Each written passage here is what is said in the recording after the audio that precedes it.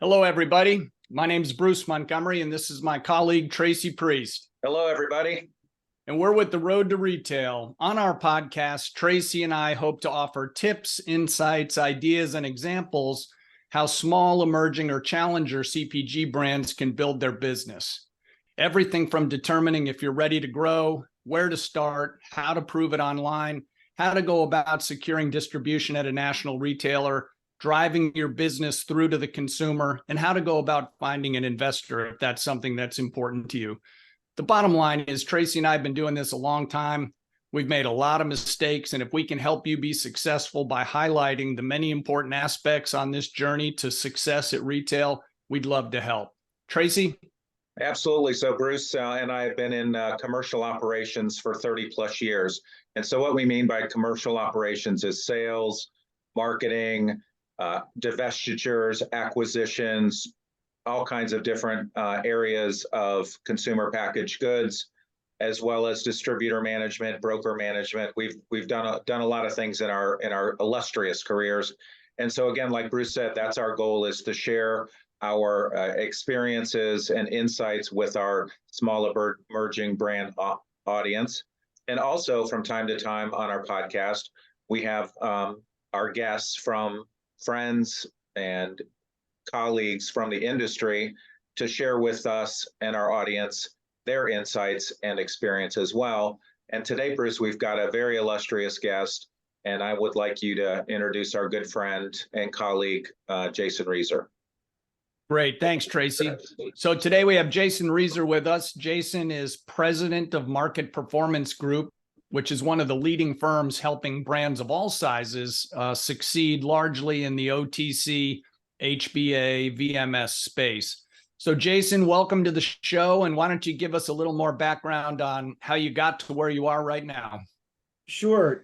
Thanks for having me, Bruce and Tracy. Tracy, it's the first time I've been called illustrious, so it's only downhill from here. Yeah, I'm Jason Reiser. I've got a background.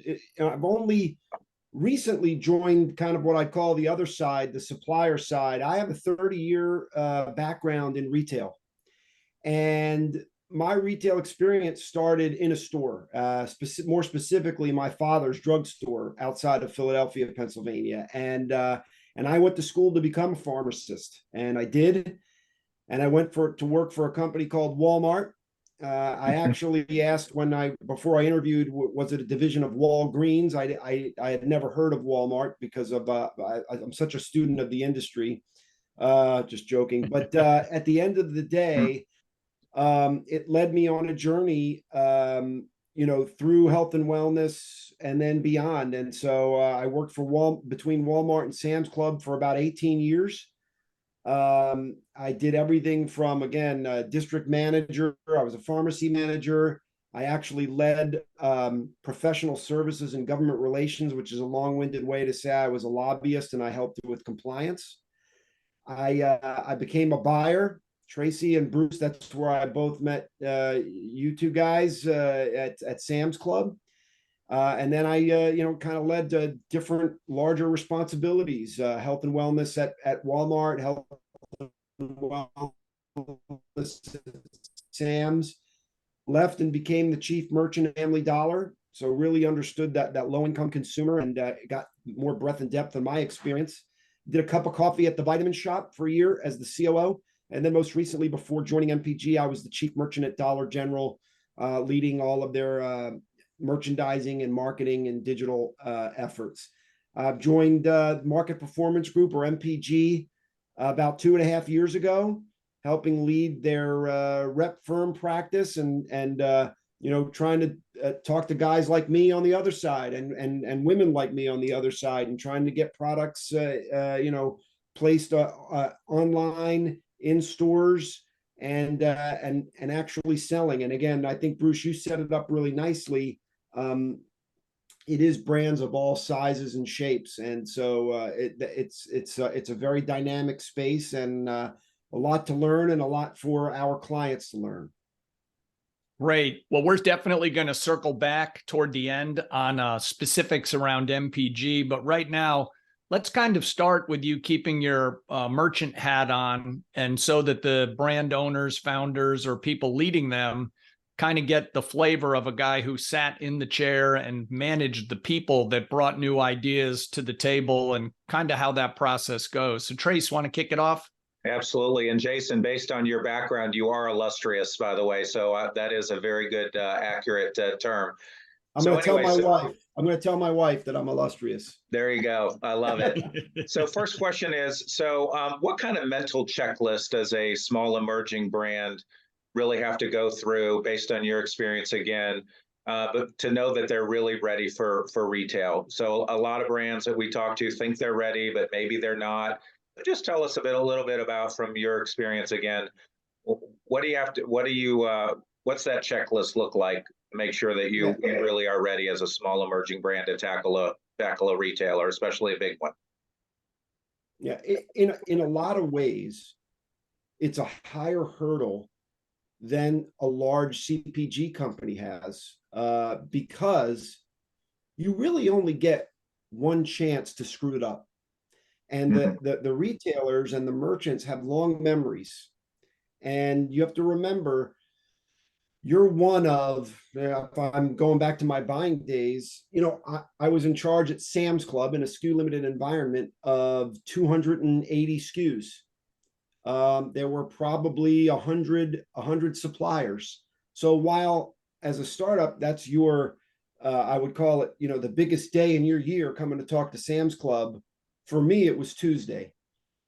And if you don't have your act together, from pricing to promotions to now all of the omni things that you have to have, who is your customer? And by the way, are you even using the right term walking into Sam's Club as an example? Are you calling them a customer? Because if you are, you're probably going to get corrected because they're members. And if you're going to Target, they're guests.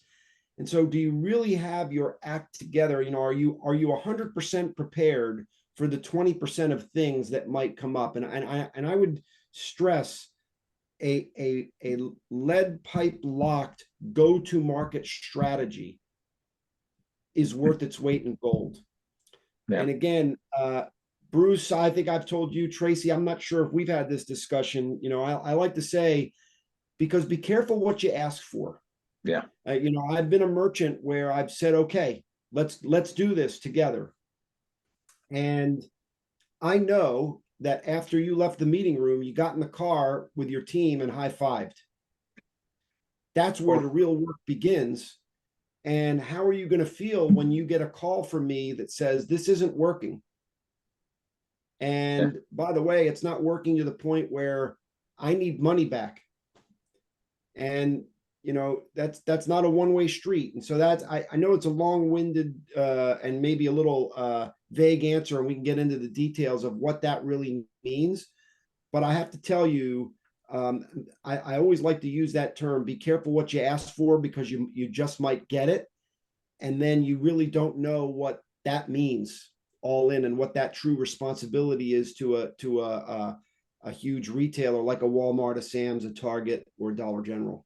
So Jason, let's dig in there just for 1 second. When we talk about, the things that lead to the bad phone call, that this isn't working, and also the be careful what you ask for, whether it's completely unsexy stuff like you have a bad case pack configuration. Some people don't even know that there's more than one.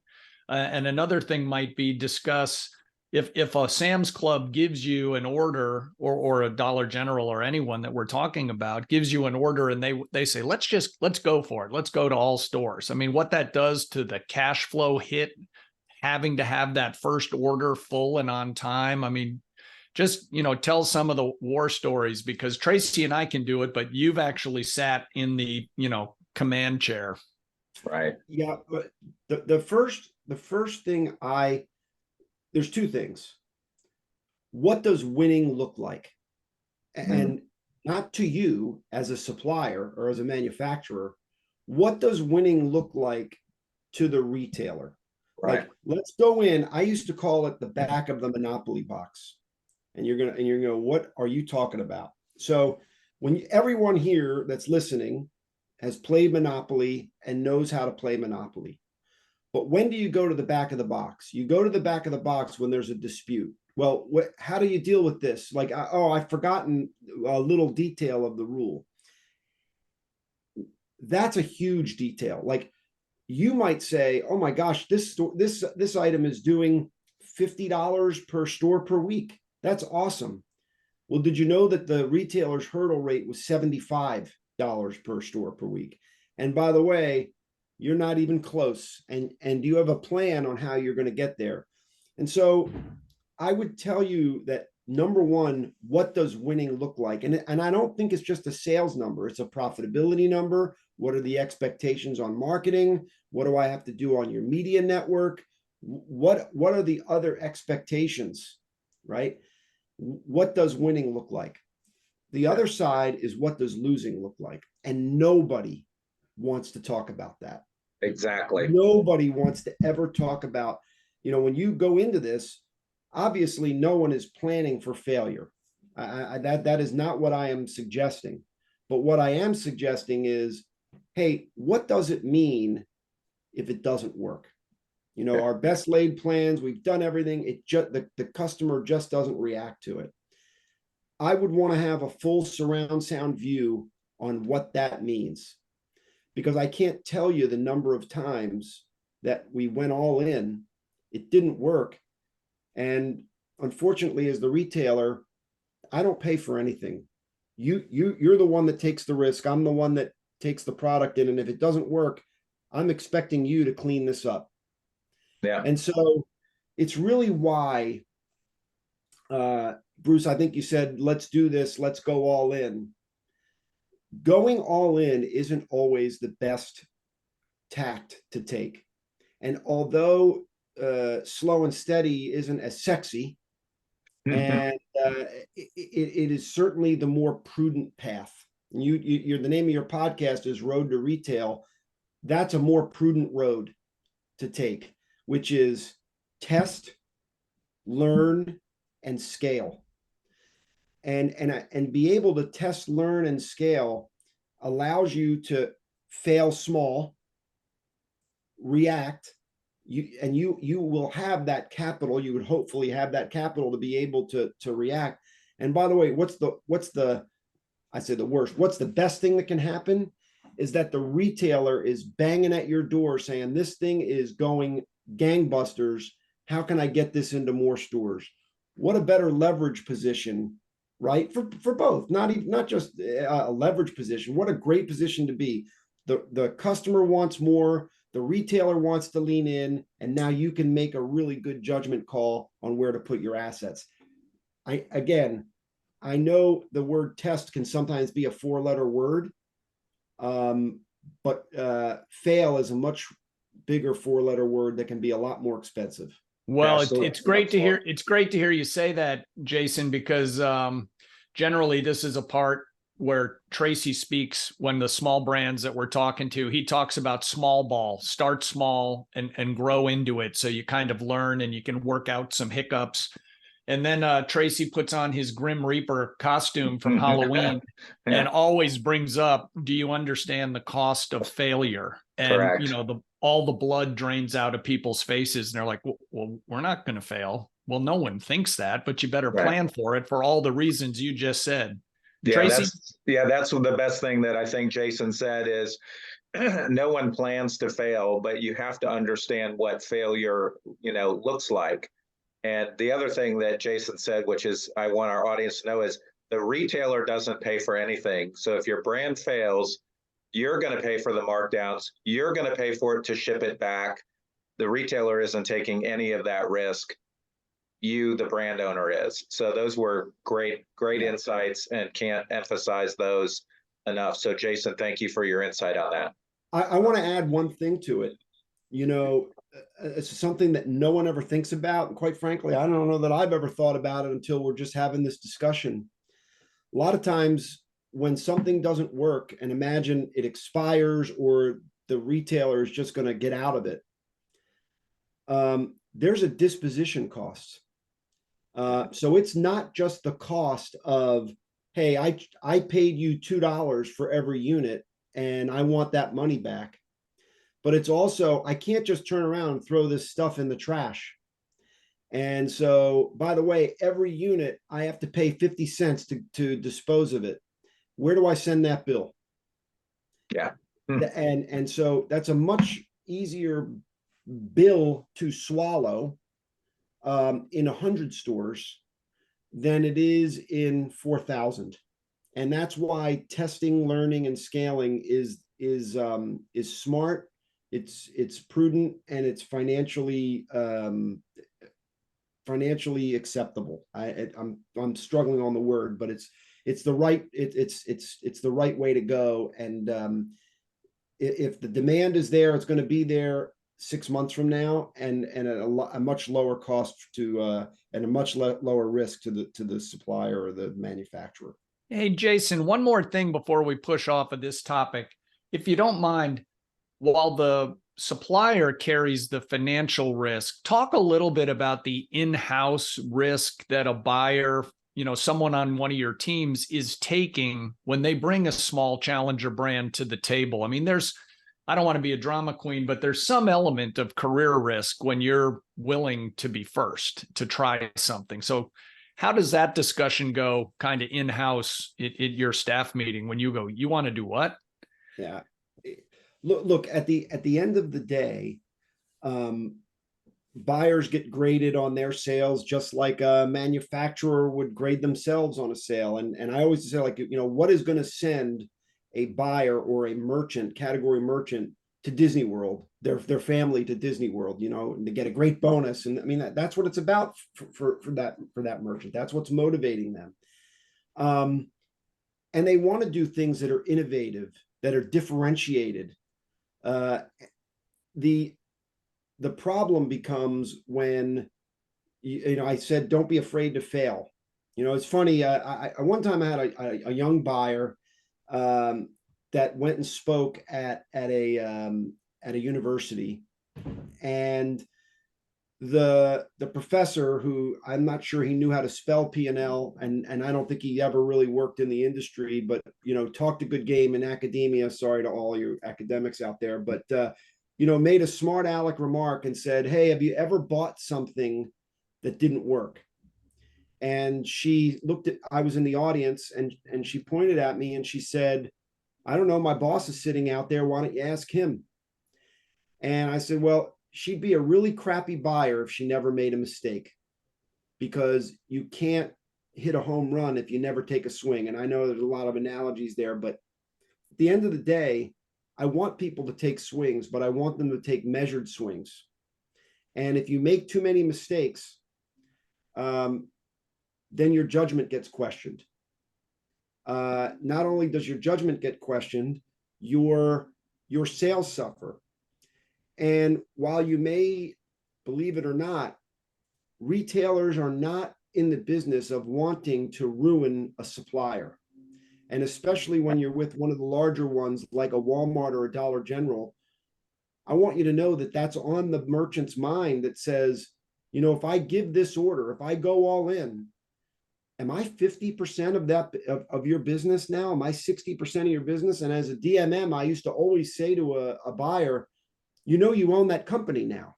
Like you're now an investor, not for real, but you kind of own, and so that was also back of my, the back of the mind, or even front of mind. And to do that often could ruin a career of a merchant and sully the reputation of the retailer. So that's really what's top of mind, or at least in the thought process of a merchant as an emerging brand comes to market.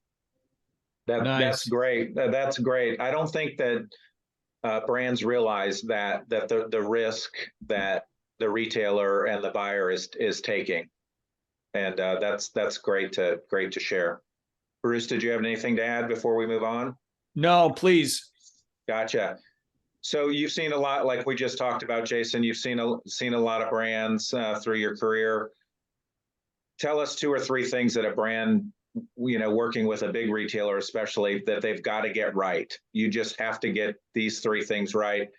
And then on the flip side, what are the 3 things that you see brands make the same mistake over and over again. So what do you got to get right, and what mistakes do you really have to avoid to be successful, in the retail marketplace? The number one thing that when things go right is that everything starts with the customer, Tracy. Everything starts with the customer. And by the way, it's actually the second thing. Not only does it start with the customer, but is it right for that retailer's customer? Because Right. every retailer has a different customer. And of course, I'm going to pick on the ones that have the largest swing. You can talk about Target, and you can talk about Dollar General or Family Dollar or Dollar Tree. Those are easy ones. But do you see the nuances that are different from the Walmart customer to the Target customer to a grocery customer? Those are really, really important. And are you tailoring your planogram, your presentation to each retailer, or are you just bringing general market insights? The world is too smart to bring general market insights any longer, and so that tailored approach is the way to go. The other thing I always like, I think I said it earlier, is about planning for success. Especially as a club buyer, I would always advise small manufacturers to plan for success. And what did that look like? It looked like planning all the way from the pallet at club all the way down to their smallest size, and let's call it convenience. And being able to have a price pack architecture across that whole spectrum that never got you sideways. And I'll give you an example, because let's switch over to what's done wrong. And even some large multinational manufacturers, this happened. As a Walmart DMM, I had to go and say, let me ask you a question. Do I have to be a Sam's member to get the best price? And they said, what are you talking about? I said, well, I did the math. And I actually should go over to Sam's, buy the item as a member, show them my membership card, and they are getting a better value per unit than I do as Walmart. And by the way, my business is 3 times as large as what we're doing at Sam's. So explain to me how we do that. And, I should have given the guy a tissue so he could, wipe his sweat. But that was the honest to God's truth. And so pricing, I mean, at the end of the day, we talk about a lot of things. Pricing is really, really super important. Right. Really super important. Awesome. I'm I'm sure that guy was really sweating.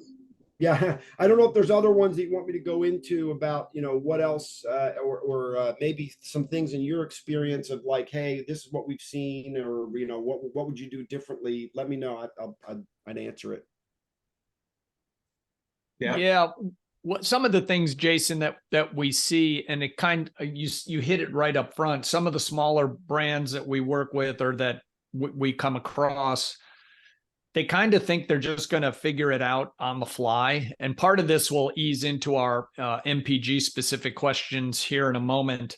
But, we talk about a lot of times, guys, there's no do-over. You have to get your pricing right, because no one wants to hear that you forgot to account for your distribution charges in your P&L, and now you need 17 more cents a unit in price. And the retailer's like, what are you talking about?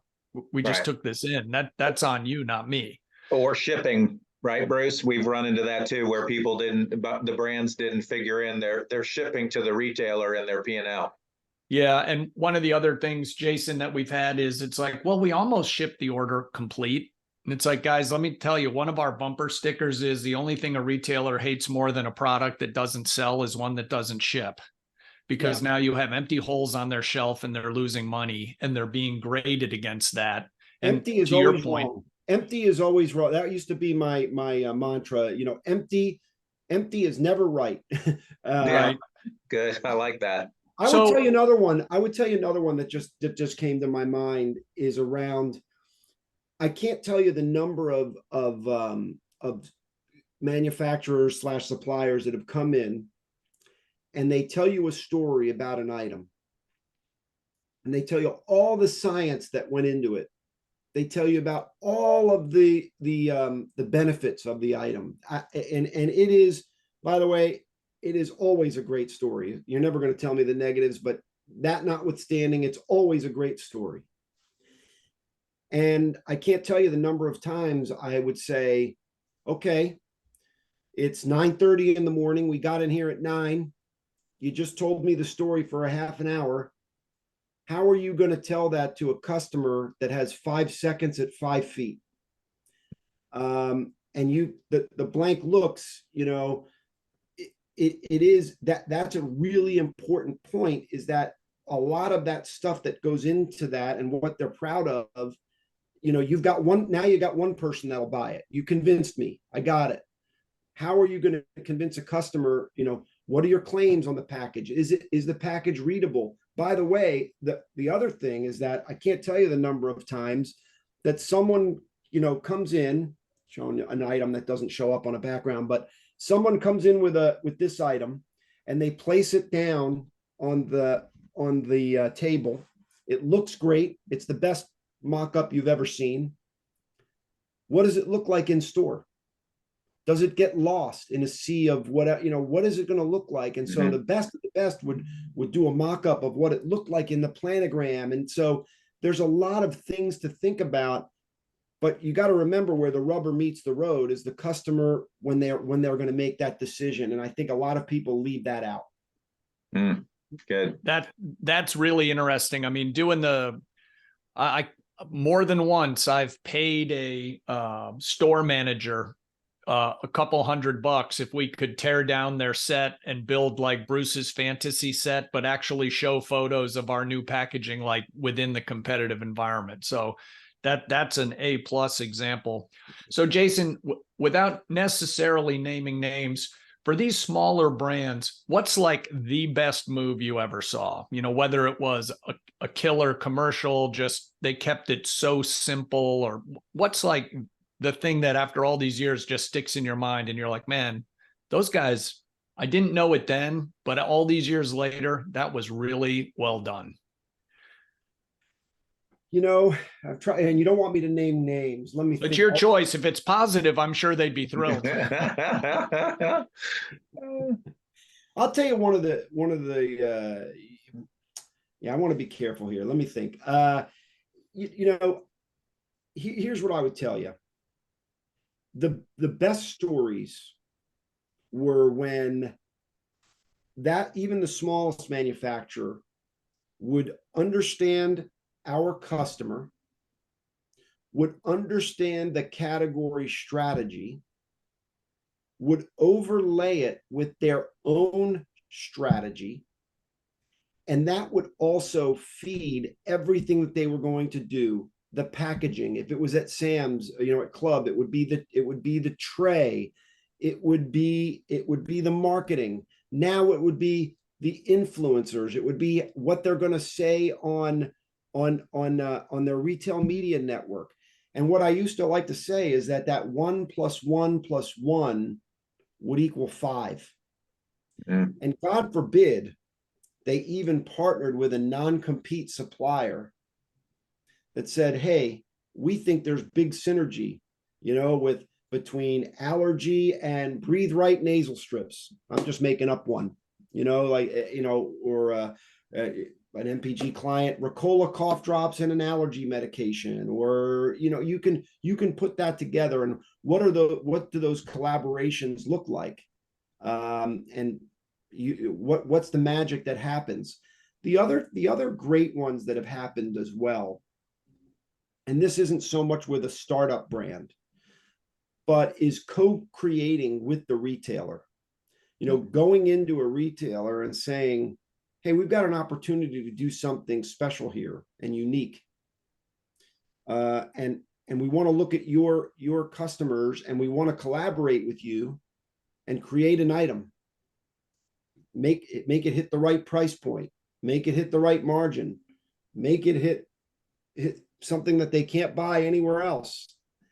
And I will tell you that even the largest of the large are getting a little bit nimble there, because they understand how important differentiation is.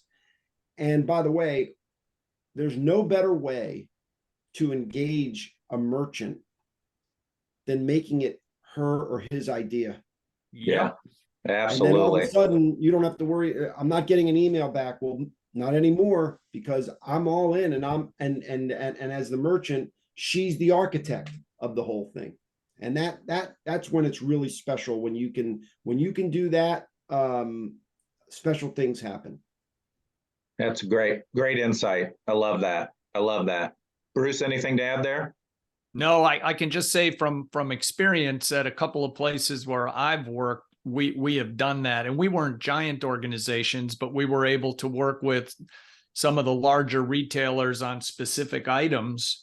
And to Jason's point about the best thing is when the phone rings and a retailer's like, I want that, and it's like, hey, we test. And the good news for us was it was a clever way to do kind of a controlled test market. So if it really sparked here, you have that period of exclusivity that you've arranged, and then you can roll it out because you already know it's popular. And then you can kind of move on, and you have a success. You have one gold star over here, which are extremely precious. So you might be able to try it again somewhere else. Because we did that once, and then all of a sudden I had two other retailers like, well, where's my special thing? And it's like, And Bruce, I have to tell you, I would get angry as a merchant, which you never want to hear, when I would see something differentiated at another retailer, but it was a different kind of anger. It was an anger that someone beat me to the punch, because if someone else collaborates with you, you get to say that. You get to say, like, hey, they leaned in with us in a different way. And I'm willing to do the same thing with you, but they came to us and we did this together, versus, hey, this innovation was available to everyone and you didn't tell me about it. That's a different kind of anger. Yeah, different. Yeah. Yep. Well, our collective mutual friend, Dan Mack, is like the fairy godfather of co-creation, and it is not easy. And it takes a lot of trust on both sides. And there will definitely be times you're partway down the path and you're like, man, this is too hard. But if you can pull it off, there's no better payoff. Tracy? It's so worth it. Absolutely. So Jason, obviously the CPG world changed with COVID. And so everybody now embraced Zoom calls. So tell our audience about what is the best way to get a meeting with a retailer? And do you see more in-person meetings coming back now? I see ECRM is starting to have in-person conferences now. So tell us a little bit about, one is, how do you get a meeting? And two, especially as a small emerging brand and getting the attention of a buyer who's extremely busy. And then also, what do you see in the future as far as in-person meetings? Yeah, I would tell you, might be a little bit different. I actually love Zoom meetings. I really do. And you're probably like shaking your head going, how can that be? I love the fact that there is absolute flexibility on how to be able to connect with people. The problem is when you only rely on that. And I think that I think everyone's a little bit guilty of it, guys. It's not just the retailers. I think everyone is a little guilty of being able to roll out of bed, stick on your from the waist up, and you can let's go at it. I do think things got lost. That little things got lost. Personal connection. This is and always will be a people business, and this is not the way that you develop a relationship. Not to mention the fact that it's got a very determined start and stop. There's not a chance to really get to know somebody. There's not a chance to have like an impromptu conversation. And so I do see it coming back. I do say Yeah. that's a long-winded way to say I think that everyone realizes it. I think it's coming back. I would tell you that I think the best way to get a meeting is to invite the merchant and the marketer and a supply chain person, whatever. If you have that kind of juice, and if you don't, we'll take what you can get. Hmm. Invite them to the store. Invite them to do a store tour. Invite them to do a tour of their competitor. That is not happening enough. And I Right. cannot tell you the number of things that I have learned and stolen, not items, but ideas from a store tour. And I've always told merchants that I felt like a day in the store was worth a month in the office. And by the way, if you can't get that meeting in the store, you better darn well have traveled a bunch of their stores Right. before Yeah. you go meet with them, so that you know. And by the way, not only their store, now you gotta visit their virtual store and their website and how they show up and what do you see. And so there's even a higher bar than when kind of I was in the seat. Yeah. Great. Yeah. No, brands miss that a lot, especially, and I know Bruce and I have experienced that, is this, you can learn so much at a store. And even if you do get an in-person meeting, and Bruce and I talk about this too, you better get into a couple stores, and not just the one next to the corporate headquarters, but in another region or near your house or whatever the city you're traveling to, because you can learn so much. Yeah, we've also, Sure. sorry, Tracy, we've also had counsel, Jason, from other guests that, read up about these accounts. Don't go in and ask Jason Reiser how many stores you have. That's Oh, dumb. gosh. What's your strategy? And then also earlier, you made the comment around matching the brand to the customer of the retailer. A high-end skincare probably shouldn't start at Dollar General just because you met them at a trade show. We always hear they'll give me a meeting. Well, it's their job to have meetings. Is it a logical meeting? So let's press in a little bit. So as you think about, Jason, we're transitioning a little bit over into your new MPG world. When a brand is of the size or has determined that they need help, when they're considering hiring a sales agent, broker, commercial partner, whatever language you want to pick, what questions should these smaller brands be asking themselves and of their potential partner? And what skills or capabilities should they be looking for? Because this will really be, to your point, you get one shot. I mean, this is probably your second biggest decision after you decide you can actually handle getting into a retailer and keep up with supply, et cetera. And then it's like, who's going to be my face inside that firm? Yeah, it's interesting. It's an interest. I didn't know the answer until I started here. I wouldn't have, if you would have asked me that question, I don't know that it even came into my thought process. What I would tell you is, first of all, any rep firm that you hire, they are like, you have to think about them that if you're the computer, they need to be the Intel chip inside.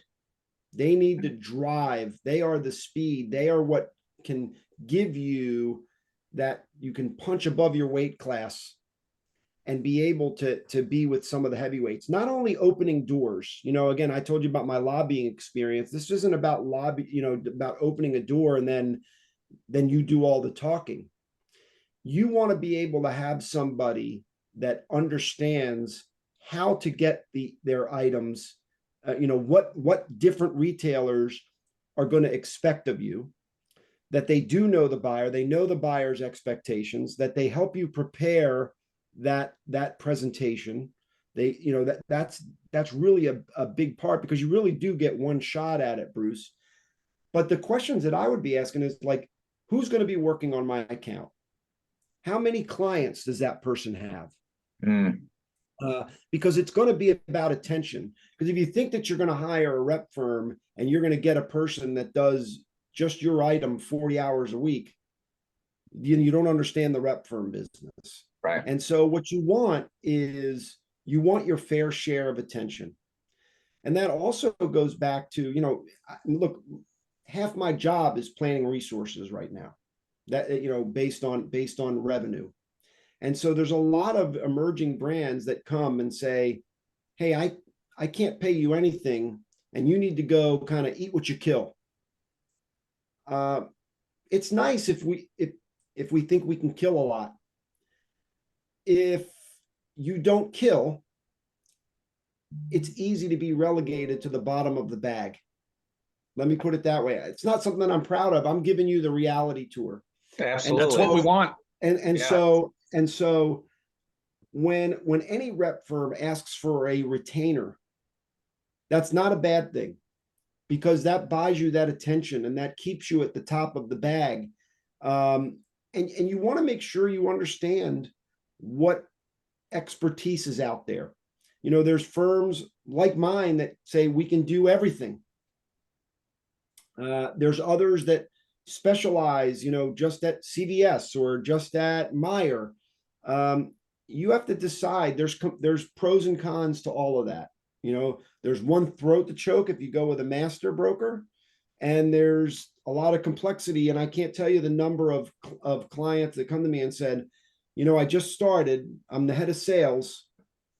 I have 26 broker partners, and that's not an exaggeration. Yeah. And I say, well, how do you manage 26 broker partners? And usually she'll say something like, well, that's just it. I can't. So there needs to be that kind of that plan, the same way you plan to go to a retailer. You want to plan that rep service out. And again, I'm biased. I think we have, what I love about MPG is that we feel like we have that boutique feel at each retailer that we serve, while being able to go at scale. And we're able to do that through the right people that we hire, boots on the ground, the experience. You think about me as very non-traditional from a rep firm standpoint. And that's what MPG is really built here, is that we've got a lot of former operators on both the supplier side and the retailer side, and quite frankly, the agency side. And that makes us a really formidable partner. Awesome. Well, go ahead, Tracy. No, I was just going to kind of go into the next question but do you have anything to add there, Bruce? No, I was just going to let Jason go a little deeper into the MPG capabilities so that people understand. You sort of just touched on it. So you might say, Bruce, that was my comment. But if there's deeper, let's hear it. Look, it's one thing about me, I can always talk longer. So really, look, we were born as a consulting organization, and we still do a lot of that. This go-to-market strategy that I talk about, price pack architecture, revenue growth management. We are experts in that field. By the way, that's how we started in 2002. And then there were some clients that said, that's great. You just told me what to do as a consultant. Now I want you to do it for me. I want you to help me do it. And that's how the business that I helped run was born.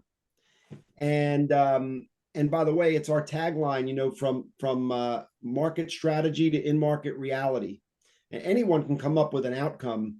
It's how you get to that outcome is what's important. And so that sales strategy that I run, we call on basically every retailer in the United States and Canada. And so we have that group. We have a separate arm that actually does all the business analytics and insights. So all of the, data is king, right? And yes. Insights is really the it's not just about spitting out data. It's about being able to tell a story, and what does that data tell you? And what does the story tell you that you can tell a retailer? So all of the syndicated data we subscribe to, and we're able to tell that story we run the gamut. Some of the largest of the large, we serve as their analytic arm, and some of the smallest of the small, we definitely do that for them. And we actually can serve as category captain. We do that at both Target and Walmart. We serve as the category captain, and that's separate and distinct. It's got to kind of be that church and state, but we do that. We also have a logistics arm and distribution arm. We actually are the supplier of record at 120 retailers. over 120 retailers. And so that allows us to serve as, distribute, pick, pack, ship, collect cash, do all the deduction management, and we have the vendor number. And so that's really appetizing, particularly in the private equity world, that they don't want to build that supply chain side of their business. Sure. We do that. And then last but not least, we actually have a full service marketing agency.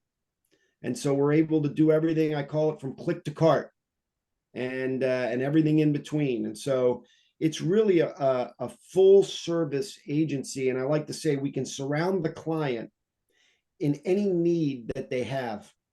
And by the way, we don't force them into anything that they don't need. So the whole menu is very a la carte.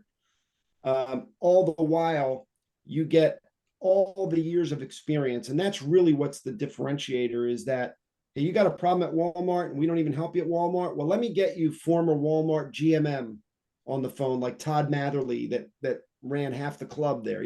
Let me get Pam Gake on the phone that used to run JBP for them. Or at Target, let me go get you the CPG group. Let me get their whole team on the phone. And there's not anyone that they don't know at Target corporate.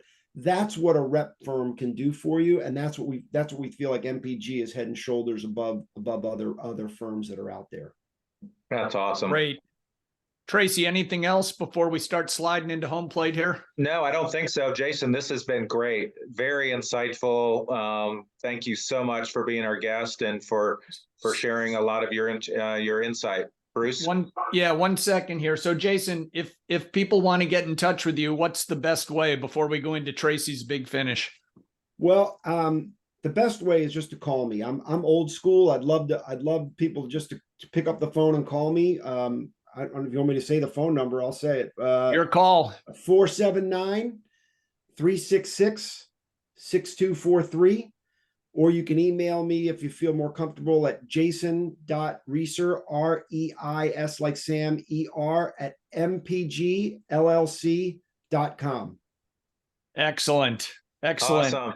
So Tracy, wrap it up, baby. Absolutely. Well, again, Jason, thank you so much for being our guest today. Great insight.